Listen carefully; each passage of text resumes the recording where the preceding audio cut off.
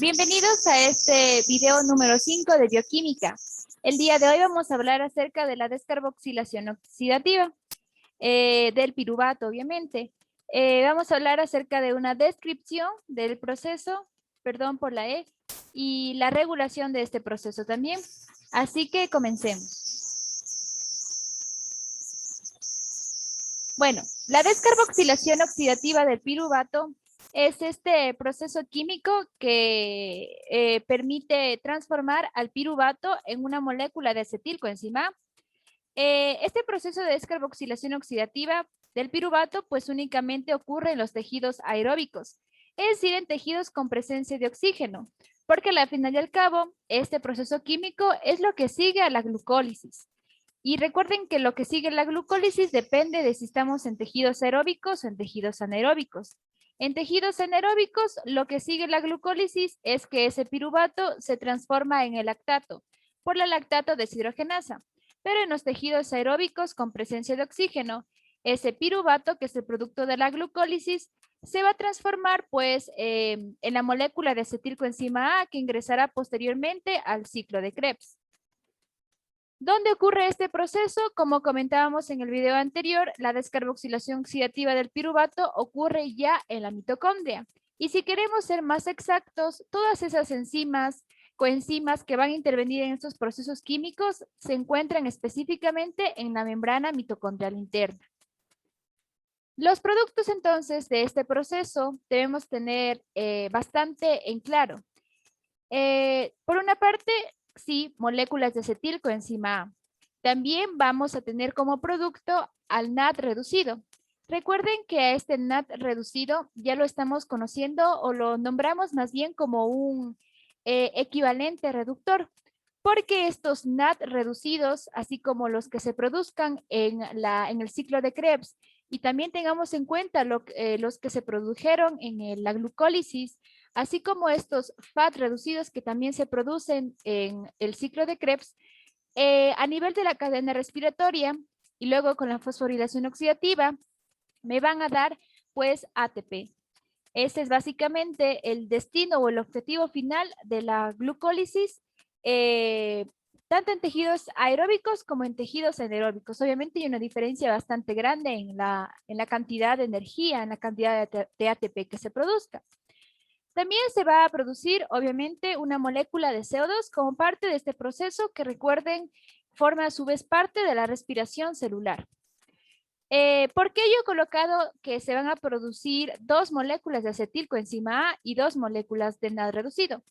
Tengan en consideración que ya revisamos que en la glucólisis, a partir de una molécula de glucosa, se originaba dos moléculas de piruvato.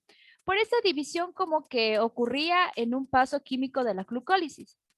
Entonces tiene sentido que a partir de una glucosa, de una molécula de glucosa, se van a originar a la final dos acetilcoenzima A y dos NAD reducidos como parte del proceso de descarboxilación oxidativa del piruvato.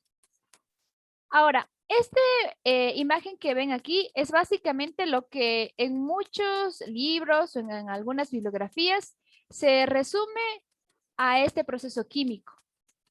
Esto solo nos está indicando de manera general lo que ocurre con el piruvato para convertirlo en acetilcoenzima A, porque de ahí existen algunos pasos químicos y obviamente algunas enzimas que participan. Pero en esencia sí, el piruvato se convierte en acetilcoenzima A. Si nosotros vemos la diferencia entre el piruvato y la acetilcoenzima A, podemos darnos más o menos la idea de qué es lo que debería pasar en este proceso químico, pues. En el piruvato, recuerden que es un compuesto químico formado por 3 carbonos. También podemos decir que es un alfa-cetoácido. Sí, recuerden que los alfa-cetoácidos son aquellos que están conformados por un grupo carbonilo y obviamente por un grupo carboxílico, por un ácido carboxílico. A esta estructura característica es lo que se le conoce como el alfa-cetoácido y el piruvato efectivamente es un alfa-cetoácido. Este grupo carbonilo se encuentra aquí a nivel de este carbono 2, por eso el piruvato es también una cetona, tiene un grupo cetona, un grupo en donde su grupo carbonilo está a nivel del carbono 2. También podemos observar aquí el grupo carboxilo, que le da esa característica de ser un ácido carboxílico, y a el carbono, en donde justamente se encuentra el grupo carbonilo, se lo conoce como el carbono alfa. Por eso, esa denominación de un alfa cetoácido. Y acá tenemos a ese grupo metilo. Esa es la constitución química del piruvato. Recuerden que el piruvato es lo que me quedó de la glucólisis, o sea, el producto de la degradación de la glucosa. Y acá ya tenemos a la molécula de acetilcoenzima A. Vemos que también existe este radical o este grupo metilo, tenemos el carbono, tenemos ese grupo carbonilo. Evidentemente ya no tenemos ese de aquí, ese grupo carboxilo. Y adivinen qué le va a pasar a ese grupo carboxilo. Pues va a ser eliminado en un paso químico como una molécula de CO2. Sí, porque la final es un átomo de carbono y 2 átomos de oxígeno. También vemos que en cambio se ha incorporado esta coenzima que vemos aquí, que es la coenzima A, y que pues le da la característica a este compuesto químico de llamarlo como acetilcoenzima A. En este proceso químico, como expliqué, pues debe incorporarse esta molécula de coenzima A, que siempre suele estar unida en su proceso de formación con este átomo de azufre y este átomo de hidrógeno. Como dije, se va a liberar esa molécula de CO2, que no es más que ese grupo carboxilo del piruvato. Y pues en un paso químico, ya casi al final del proceso, de hecho, el NAD va a terminar de reducirse, es decir, adquirir un hidrógeno, y de esa manera tenemos el NAD reducido, que también es un producto de la descarboxilación oxidativa del piruvato. Estos pasos químicos que me permiten obtener el acetilcoenzima A están a cargo de la piruvato deshidrogenasa. Pero como yo les adelanté, para que el piruvato se transforme en acetilcoenzima A, en realidad pasan algunos procesos químicos, algunas reacciones. Entonces, la piruvato deshidrogenasa más bien es un complejo proteico, una poliproteína, porque está conformado por algunas enzimas que trabajan con algunas coenzimas para dar origen a todos esos procesos químicos que a la final sí me forman el acetil-CoA a partir del piruvato. Pero la piruvato deshidrogenasa sí es la enzima o el complejo proteico más bien clave para esta ruta metabólica, para esta parte de la respiración celular. Otra cosa que también tenemos que tener en cuenta antes de ya revisar lo que pasa en la descarboxilación oxidativa del piruvato es tener en cuenta las enzimas y las coenzimas que están participando. Entonces, recuerden que la piruvato deshidrogenasa es un complejo proteico y va a estar conformado por estas 3 enzimas principales. La piruvato descarboxilasa, la dihidrolipolil transacetilasa y la dihidrolipolil deshidrogenasa. 3 enzimas que tienen 3 funciones a lo largo de distintas reacciones químicas. Y tenemos a las coenzimas. Las coenzimas que van a ser utilizadas para estos pasos químicos es el pirofosfato de tiamina, que se lo suele abreviar con PPT. Recuerden que pirofosfato hace referencia a que el compuesto químico está formado por 2 grupos fosfatos. Y pues la tiamina, recuerden que pues hace referencia a la vitamina B1, a la tiamina. Entonces con eso nosotros ya podemos como sacar una deducción. Y sí, efectivamente, cuando hay una deficiencia de vitamina B1 de la tiamina, pues obviamente como que se entorpece o se altera el metabolismo de la glucosa. Claro, porque el pirofosfato de tiamina es una molécula, una coenzima importante para el proceso en el que el piruvato, que es el producto de degradación de la glucosa, el monómero de los carbohidratos se transformará en acetilcoenzima A. Entonces, sí, una deficiencia de tiamina también estaría afectando al final y al cabo el metabolismo de la glucosa, y obviamente se va a favorecer que en cambio de una respiración celular o de un metabolismo de la glucosa en presencia de oxígeno, exista más acidosis láctica, que es como el otro camino que puede tomar el piruvato, como ya mencionábamos en el anterior video también. Listo. También en este proceso químico va a intervenir una coenzima que es el lipoato oxidado. También al lipoato lo podemos conocer como el ácido lipoico.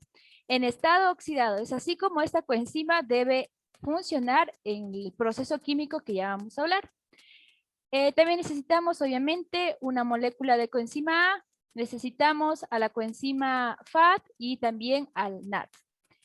Una cosa que es importante entender en consideración de estas coenzimas es que estas coenzimas como tal no es que ayuden verdaderamente a formar la estructura química de alguna sustancia química, sino que más bien la función de estas coenzimas es como acompañar a los compuestos químicos que se van produciendo en cada paso, pero al final y al cabo estas coenzimas se liberan del proceso químico y de esa manera vuelven a estar disponibles para una nueva descarboxilación oxidativa del piruvato. Es decir, que sí intervienen en algún paso químico, pero posteriormente salen de este para nuevamente estar disponibles para utilizarlos.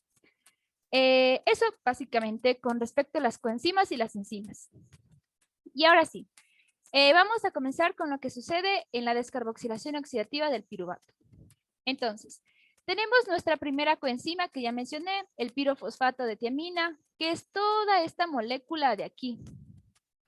Pero lo que yo necesito realmente de este pirofosfato de tiamina para este paso químico es únicamente este anillo de aquí. Entonces, el anillo de pirofosfato de tiamina reacciona así con el piruvato. Y aquí vemos el piruvato con su estructura química. El anillo de pirofosfato de tiamina reacciona con el piruvato por medio de la piruvato descarboxilasa, la primera enzima de este complejo proteico.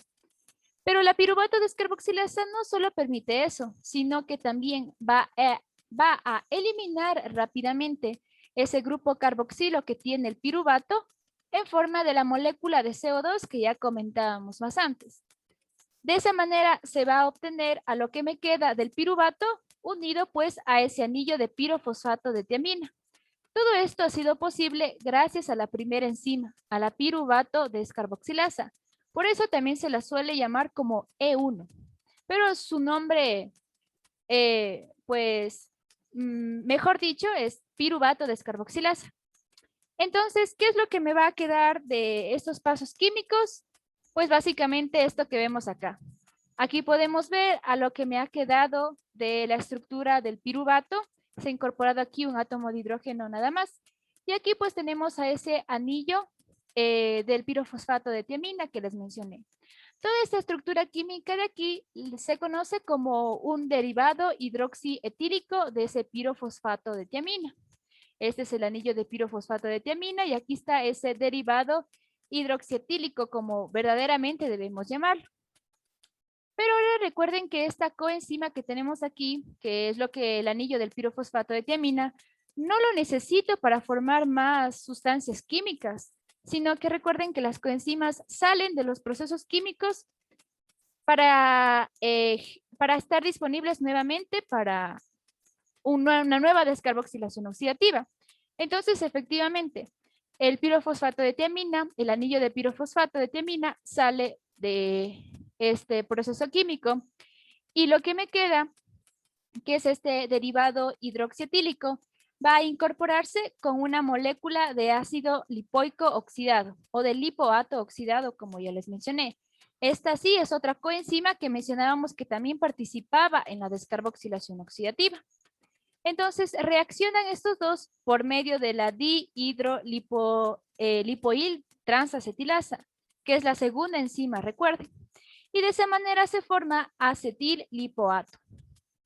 Aquí una cosa importante que tenemos que tener en cuenta es cómo es que se integran estas dos moléculas. Entonces, aquí está el ácido lipoico, ¿no? Oxidado, sí, porque los azufres no se encuentran unidos a átomos de hidrógeno. Entonces, sí está en estado oxidado, como lo necesitamos que esté en las reacciones químicas. Y se incorpora con este derivado hidroxietílico. Como podemos ver, aquí está el carbono, aquí está un oxígeno, se ha formado un doble enlace y aquí está pues el grupo metilo. Este hidrógeno sale, no lo utilizamos y este otro hidrógeno pues se incorpora o forma un enlace con el átomo de azufre del ácido lipoico. Entonces, la manera en cómo se integran estas dos moléculas hace que a la final en el acetil lipoato lo que tengamos como grupo químico principal es en realidad este grupo acetilo. Recuerden que los grupos acetilos se caracterizan por eso, por estar formados por un grupo carbonilo y por el grupo metilo. Esa estructura química característica de aquí lo conocemos como el grupo acetilo. Eso es importante tener en cuenta. Y este otro hidrógeno que se ha incorporado aquí a la molécula del ácido lipoico hace que al final esta molécula de ácido lipoico pues esté parcialmente reducido como he colocado aquí. Sí, para que esté totalmente reducido el ácido lipoico pues debería estar aquí el otro hidrógeno, ¿no? Y así se forma esta molécula de acetil lipoato. La unión entre el ácido lipoico en estado oxidado y ese derivado hidroxietílico, que al incorporarse con la molécula del ácido lipoico se ha convertido en realidad en este grupo acetilo que les mencioné. Pero nuevamente, lo que es la coenzima, que en este caso fue el ácido lipoico, no lo necesito más para el proceso químico como tal, sino que igualmente debe salir y debe estar nuevamente disponible para una nueva reacción química. Es por eso que la misma enzima, la dihidrolipolil transacetilasa o transacetilasa, va a trasladar ese grupo acetilo a una molécula de coenzima A. Obviamente la molécula de coenzima A está acompañada de su respectivo átomo de azufre y el átomo de hidrógeno. Y lo que hace la enzima es unir, como dije, ese grupo acetilo con la molécula de coenzima A y hasta este átomo de azufre. De manera que lo que me está sobrando es este ácido lipoico parcialmente reducido que comentábamos y pues este pequeño átomo de hidrógeno que terminará uniéndose a ese azufre que se encontraba sin hidrógeno. Todo eso es lo que hace la dihidrolipoil transacetilasa. ¿Y qué es lo que voy a obtener? Pues prácticamente esto. Por una parte, recuerden que se unió la molécula de coenzima A más ese átomo de azufre con ese grupo acetilo. Y por eso es que ya tenemos la formación de una molécula de acetil coenzima A. Aquí está la parte de la coenzima A y este es el grupo acetilo que les mencioné. Se ha formado acetil coenzima A. Y por otra parte, recuerden que me sobraba el ácido lipoico. Estaba parcialmente reducido, pero este hidrógeno que estaba formando parte de la estructura de la molécula de CoA se integró al ácido lipoico y así ya tengo finalmente un ácido lipoico totalmente reducido, los dos hidrógenos. Pero recuerden nuevamente, yo necesito que la coenzima esté disponible para una nueva reacción química, pero el ácido lipoico yo lo necesitaba en estado oxidado, no en estado reducido. Así que efectivamente, necesito oxidar a esta molécula para así obtener el ácido lipoico oxidado, que es como yo realmente necesito esta enzima para un nuevo proceso químico. ¿Qué enzima interviene? Pues la última, la dihidrolipoil deshidrogenasa en realidad. Esta última enzima del complejo de la piruvato deshidrogenasa va a sacar esos hidrógenos del ácido lipoico y en cambio los da a esta coenzima, al FAD.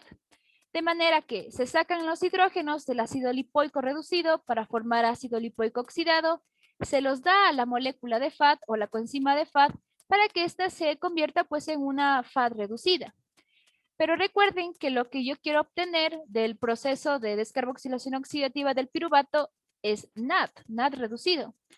Así que esta molécula de FAD reducido debe oxidarse, dar esos hidrógenos al NAD oxidado, que era otra coenzima, para que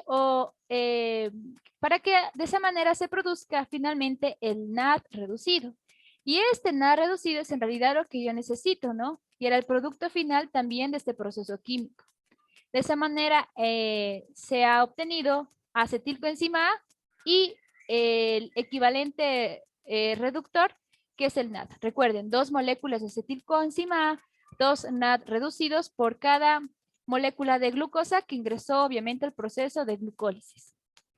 Así que eso ha sido todo el proceso de descarboxilación oxidativa del piruvato. Y esto en general sería todo lo que ha pasado. Entonces repasemos nuevamente. Aquí tenemos al pirofosfato de tiamina, la primera coenzima que estoy utilizando. Lo que yo necesito de esta estructura química solamente es el anillo. Entonces, el anillo de pirofosfato de tiamina reacciona con el piruvato gracias a la piruvato descarboxilasa. Esta misma enzima saca ese grupo carboxilo del piruvato como una molécula de CO2. Y pues lo que me queda es lo que resta de ese piruvato y el anillo del pirofosfato de tiamina. O sea, esto. Y esta estructura química la conocíamos como el derivado hidroxietílico de pirofosfato de tiamina. La pirofosfato de tiamina es una coenzima que debe estar obviamente nuevamente disponible para una nueva reacción química, así que se libera. Y lo que me queda es este derivado hidroxietílico que va a reaccionar con otra coenzima, que es el ácido lipoico en estado oxidado, por medio de la dihidrolipoil transacetilasa. De esa manera se forma el acetil lipoato, que como podemos ver se encuentra prácticamente aquí el ácido lipoico parcialmente reducido, pues uno de sus azufres tiene un hidrógeno y en el otro azufre podemos ver aquí este grupo acetilo, característico por la presencia del grupo carbonilo y por el radical metilo, o por este grupo metilo. La dihidrolipoil transacetilasa, como su nombre lo indica, debe trasladar ese grupo acetil hacia una molécula de coenzima A con su respectivo átomo de azufre. De esa manera se forma que la acetilcoenzima A que necesitábamos. Aquí está la parte de la parte CoA y aquí está la parte pues del grupo acetilo. Y lo que me sobra es el ácido lipoico, ¿no? Que estaba parcialmente reducido y que al incorporarse con ese hidrógeno que formaba parte también de la molécula de CoA o de la coenzima A, tengo ya finalmente el ácido lipoico ya completamente reducido. Y esta por medio de la lipoil deshidrogenasa, la dihidrolipoil deshidrogenasa, se transforma en un ácido lipoico oxidado, como realmente necesito esta coenzima para que vuelva a estar disponible para un nuevo proceso químico. Obviamente, esos hidrógenos deben incorporarse a una molécula de FAD, se transforma en FAD reducido. El FAD reducido se oxida para dar esos hidrógenos al NAD oxidado para que éste se reduzca. De esa manera ya tengo el NAD reducido, que es un producto final de la descarboxilación oxidativa del piruvato, así como la molécula de coenzima, de acetilcoenzima. Y bueno, buscando información acerca de este tema y en algunos libros, como que el proceso de descarboxilación oxidativa del piruvato se resume prácticamente en esta imagen. Y pues esta imagen sí está bastante diferente a como lo he explicado anteriormente, donde utilicé más bien una estructura de manera lineal. Pero lo cierto es que este proceso ocurre de manera tan rápida que sí, parece que un proceso se acopla con el otro y que todo se da casi rápidamente o casi de manera simultánea. Entonces, es cierto que esta representación sería algo más fiel a lo que realmente ocurre con este proceso químico en nuestras células. Pero a este tipo de imagen también podemos entenderle, teniendo ya los conocimientos que he explicado. Entonces sería algo como, aquí tenemos a la molécula de piruvato. 3 carbonos, es un alfa cetoácido. ¿Por qué? Porque tiene este grupo carbonilo, ahí se encuentra el carbono alfa, y porque tiene este grupo carboxílico, característica de los ácidos carboxílicos. Y aquí este grupo metilo. Recuerden, tiene 3 carbonos el piruvato. Entonces el piruvato va a reaccionar, recuerden, con el anillo de la primera coenzima, que es el pirofosfato de tiamina. Ambos reaccionan por medio de la primera enzima, que en realidad no es piruvato deshidrogenasa, como se coloca aquí. El nombre correcto es piruvato descarboxilasa. ¿Por qué? Porque esta enzima va a sacar ese grupo carboxilo del piruvato en forma de una molécula de CO2. De esa manera se obtiene este derivado, el derivado hidroxietílico del pirofosfato de tiamina, que se encuentra aquí.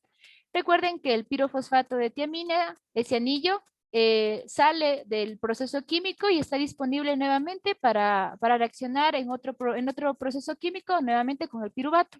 Lo que me queda es el derivado hidroxietílico, el cual va a reaccionar ¿con qué? Con el ácido lipoico en estado oxidado, o como lo suelen llamar como lipoamida. Pero consideremos que es el ácido lipoico oxidado, en estado oxidado. Reaccionan entre los dos y de esa manera se forma este compuesto químico que lo denominamos como el acetilipoato, que es pues un nombre mucho más común y más conocido que el que está presente aquí. Recuerden que la manera en cómo se agrupan los elementos químicos hace que al final en esta molécula tengamos, sí, aquí un grupo acetilo y aquí pues el ácido lipoico que se encuentra parcialmente reducido. Esto está a cargo por la segunda enzima que es la dihidrolipoil transacetilasa. Y esta misma es la que va a sacar o va a coger, va a tomar este grupo acetilo y lo integra con la molécula de coenzima A con su respectivo átomo de azufre, formando de esa manera la molécula de acetilcoenzima A. Y lo que me sobra, que es este ácido lipoico parcialmente reducido, es que va a estar ya totalmente reducido, porque la acetilcoenzima A, porque la molécula de CoA también me trajo un hidrógeno, ¿no? Entonces ya tenemos el ácido lipoico totalmente reducido. Pero luego este debe oxidarse para que esté nuevamente disponible el ácido lipoico en estado oxidado. Porque encima por la última enzima, la dihidrolipoil deshidrogenasa, que saca esos hidrógenos, pero les da en cambio a una molécula de FAD, una molécula de FAD que ahora obviamente se encuentra en un estado ya reducido, pero esta molécula de FAD en estado reducido debe volver a convertirse en una molécula de FAD en estado oxidado, dando esos hidrógenos a la molécula de NAD para que la molécula de NAD se reduzca y así tengo el NAD reducido y el acetilcoenzima. Y para terminar, ¿cómo se podría regular la acción de la piruvato deshidrogenasa? La piruvato deshidrogenasa, este complejo proteico, también puede ser considerado como una enzima, una gran enzima, ¿no? Alostérica, es decir, que sí se ve regulada por su mismo producto e incluso por el sustrato. Entonces, recuerden que el sustrato fundamental, además del anillo de pirofosfato de tiamina, era el piruvato, pues, el producto de la glucólisis. Entonces, si aumenta mucho el piruvato, pues obviamente esto se va a convertir en un modulador positivo de la actividad de la enzima, porque va a hacer que aumente la actividad de la enzima para que utilice más piruvato, por así decirlo, para que se origine más acetilcoenzima. Pero ¿qué pasa en cambio cuando aumenta mucho lo que es la producción de acetilcoenzima A, del NAD reducido, y a la final también de ATP? Obviamente estos son productos de la descarboxilación oxidativa del piruvato y de los procesos que siguen después de este, refiriéndome al ATP. Entonces, evidentemente, si aumentan estos productos, se van a volver en moduladores negativos de la actividad de la enzima. Es decir, que hacen que la piruvato deshidrogenasa trabaje menos para que no exista tanto producto formado.